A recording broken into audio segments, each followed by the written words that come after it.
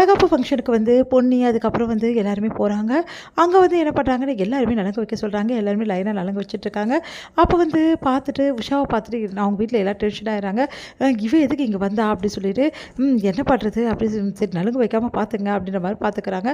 பார்த்தா அவளுக்கு எல்லோரும் நலங்கு வச்சோடனே உஷா என்ன பண்ண நானும் நலங்கு வைக்க போகிறேன் அப்படின்னு சொல்லிட்டு போயிட்டு நலங்கு வைக்க போகிறாங்க. உடனே வந்து உனக்கு குழந்தை இல்லை 5 வருஷமாக எப்படிம்மா நீ நலங்கு வைப்ப அதெல்லாம் வந்து வைக்காதம்மா அப்படின்னோடனே உடனே வந்து செமையாக டென்ஷன் ஆயிடுறாங்க. நம்ம வந்து ஜெயா என்ன சொல்கிறீங்க எங்கள் குடும்பத்தை கூப்பிட்டு அவமானப்படுத்துறீங்களா அப்படின்ற மாதிரி கேட்குறாங்க. இதில் என்னங்க அவமானப்பட வேண்டியது இருக்குது உங்களுக்கே தெரியும்ல இந்த மாதிரி ஒரு மருமகளை வச்சுட்டு எல்லாக்கிட்டையும் எல்லாம் முன்னாடி வந்து நலங்கு வைக்க கூட்டின்னு வந்திருக்கீங்களே சரியாம்மா நீங்களே சொல்லுங்கள் அப்படின்னு உஷாக்கு வந்து அப்படியே வந்து மனசு கஷ்டமாகுது. அப்படியே வந்து அழ ஆரம்பிக்கிறாங்க. உடனே ஜெயா வந்து என்ன பேசுன்னு தெரியாமல் அப்படியே பார்த்து முடிக்கிறாங்க. நீங்களே சொல்லுங்கள் இந்த மாதிரி நல்லதுக்கெல்லாம் கலந்துக்கலாமா இந்த பொண்ணு அப்படியே உங்கள் வீட்டில் வந்து இவங்க கூப்பிட்டாலும் நீ என்னம்மா சொல்லியிருக்கணும் நான் வர முடியாது அதுக்கெல்லாம் கலந்துக்க எனக்கு தகுதி இல்லைன்னு சொல்லியிருக்கணுமா இல்லையா வீட்டில் இருக்காமல் நல்லா வந்து இங்கே வந்துட்டு எல்லா முன்னாடி நலுங்கு வைக்க வந்துடுற நீ எல்லாம் ஒதுங்கி இருக்கிறதுக்கெலாம் உனக்கு தெரியாதா அப்படின்ற மாதிரிலாம் கேட்குறாங்க. அதெல்லாம் கேட்டு உஷா அழ ஆரம்பிக்கிறாங்க. அவங்களாம் தாங்கிக்கவே முடியல. அப்படியே பார்த்து அழுறாங்க. அத்தை பாருங்க அத்தை எப்படி பேசுகிறாங்கன்னு சொல்லிட்டு அப்படின்னோடனே இங்கே பாருங்கள் நீங்கள் பேசுறது கொஞ்சம் கூட சரியில்லை இப்படி பேசுகிறீங்களே இதை நியாயமா ஏங்க நீங்கள் ஒரு பெரிய பாடகி உங்களுக்கு தெரியாது நல்லது கெட்டது சம்பிரதாயம் சாங்கியெல்லாம் தெரிஞ்சுதான் நீங்கள் நல்லா பண்ணுறீங்க.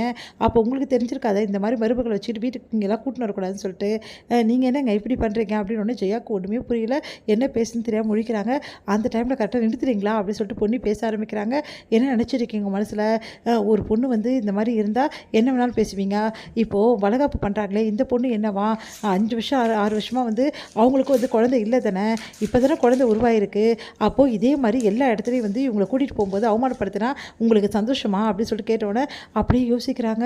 அது வந்துமா பாருங்கள் உங்களுக்கு எவ்வளோ வருத்தமாக இருக்கும் அந்த மாதிரி தானே இவங்களுக்கும் இருக்கும். அதை பற்றி கொஞ்சம் பார்த்து யோசிச்சிங்களா நீங்கள் பாட்டுன்னு வந்து இவ்வளோ மோசமாக பேசுகிறீங்க அவங்க மனசு எவ்வளோ கஷ்டப்படணும்னு கொஞ்சம் பார்த்து யோசிச்சிங்களா இந்த வளகாப்பு பண்ணுறீங்களே இவங்களுக்கு இத்தனை வருஷமாக இந்த நரக வேதனை தான் இவங்களும் அனுபவிச்சிருப்பாங்க. அப்போ இதே வேதனை இன்னொரு பொண்ணுக்கு தரலாமா நீங்கள் அப்படின்னோடனே அப்படியே வந்து என்ன பண்ணுறது தெரியாமல் சாரிம்மா அப்படின்றாங்க. சாரி கேட்டு என்னங்க பிரயோஜனம் எங்கள் அக்காவோட மனசு எவ்வளோ கஷ்டப்பட்டிருக்கு முதல்ல அவங்கக்கிட்ட சாரி கேளுங்க. சாரிம்மா மன்னிச்சிடுமா அப்படின்றாங்க. உடனே வந்து அழுதுகிட்டே வந்து நான் போகிறேன் அப்படின்னு சொல்லிட்டு உஷா அங்கேருந்து போகிறாங்க. இதை பார்க்குற வந்து ஜெயாவும் பின்னாடியே போகிறாங்க. பொண்ணு எல்லாருமே வீட்டுக்கு வராங்க.